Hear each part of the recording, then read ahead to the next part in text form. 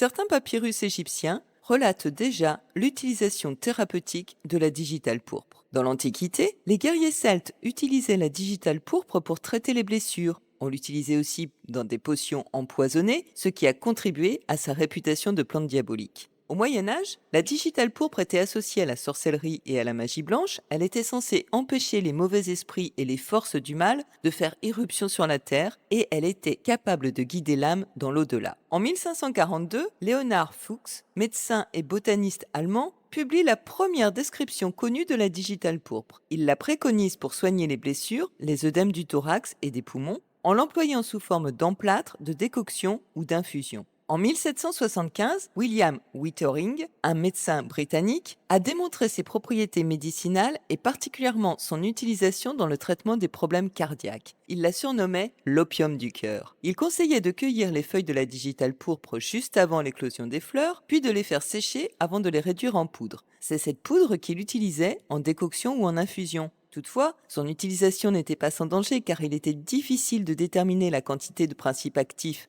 contenus dans cette poudre, et la différence entre la dose efficace et la dose toxique est vraiment très minime. Puis, en 1868, Claude-Adolphe Nativel, un pharmacien et chimiste français, est le premier à isoler la digitoxine, un des principes actifs de la digitale pourpre. Cette découverte va permettre de l'utiliser à des doses très précises, contrairement aux décoctions de feuilles. Il synthétise aussi la digoxine, un autre composé actif de la digitale pourpre, toujours utilisé dans certains médicaments modernes pour traiter les insuffisances cardiaques.